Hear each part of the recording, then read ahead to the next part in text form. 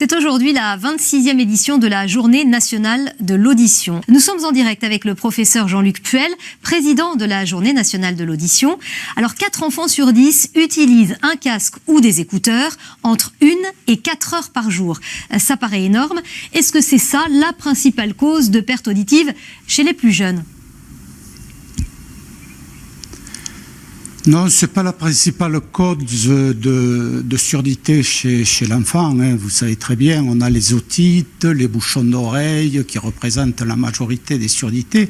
Mais c'est néanmoins un chiffre vraiment très préoccupant.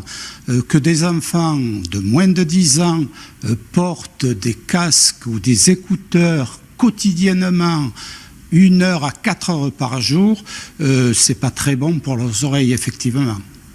Alors, quels symptômes doivent alerter les parents, doivent les alerter de problèmes d'audition chez leurs enfants ? Alors, les symptômes, évidemment, c'est la surdité, la sensation d'oreille cotonneuse, c'est les acouphènes, mais pas que. Quand vous avez un enfant qui présente une fatigue excessive, vous pouvez vous douter qu'il a des problèmes d'attention à l'école parce qu'il n'entend pas bien, et ça c'est fatigant, ça a des conséquences sur le comportement, l'irritabilité. Donc l'audition, ce n'est pas que mal entendre, c'est aussi des problèmes sur le comportement en général des enfants. Oui, sur la sociabilité, effectivement. Alors, si une perte auditive est détectée, qu'est-ce qu'il faut faire pour la récupérer ? Alors évidemment, si une perte auditive est détectée, il faut surtout aller chez un ORL qui va la prendre en charge. Je disais tout à l'heure, quand c'est des otites ou des bouchons d'oreille, l'ORL va savoir parfaitement que faire. Si c'est des problèmes un peu plus importants de surdité persistante qui demeurent, on va lui proposer un appareillage et une prise en charge spécifique. Eh bien, merci beaucoup pour ces conseils. Et on rappelle qu'il ne faut pas trop écouter la musique au casque ou avec des oreillettes. Merci infiniment d'avoir été en direct dans notre journal. Près d'un enfant sur 10 entre 0 et 2 ans s'endort dans son lit avec un casque. Alors, les casques, les écouteurs, c'est un vrai danger pour l'audition des plus jeunes ?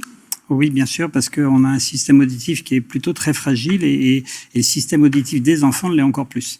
On sait que la vente des casques a explosé avec le Covid et donc malheureusement les enfants se servent des casques que des parents. Ils voient en plus les parents en permanence avec un casque, donc ils font la même chose. Et s'endormir avec un casque, c'est encore pire parce que dans ce cas-là, vous exposez à des niveaux d'intensité que vous contrôlez plus, quoi. Alors, faut pas le faire du tout, faut limiter. Non, faut limiter le port du casque à entre 1 à 2 heures par jour maximum, avec un niveau suffisamment faible parce que les enfants ont une bonne audition, donc c'est pas la peine de le mettre très fort. Et surtout, ne pas dormir avec un casque. Alors, quelles sont les conséquences à long terme d'être exposé à des bruits forts pour les enfants ? Alors, en vérité, on sait qu'il y a un vieillissement naturel de l'audition. Grosso modo, dans votre oreille, il y a à peu près 16 millions de cellules sensorielles et qui ne se régénèrent pas du tout. Donc, vous ne pouvez qu'en perdre.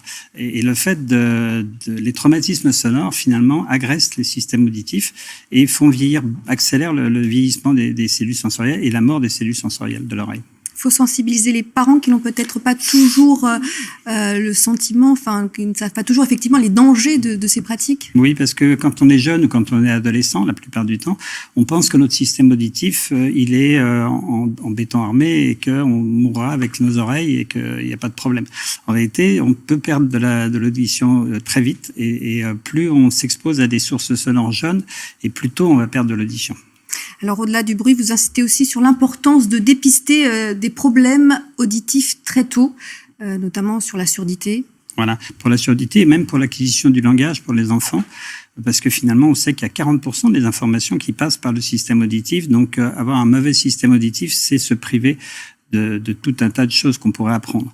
Donc on dit aux parents et aux adolescents aussi, mais on leur dit faites des dépistages auditifs, vérifiez votre audition parce que une petite baisse d'acuité auditive peut déjà être un petit peu embêtante et elle passe inaperçue. Donc il n'y a que le test auditif qui peut vous permettre de savoir si vous avez une bonne audition ou pas une bonne audition. Et de traiter aussi plus rapidement. Et puis de le traiter précocement, bien sûr.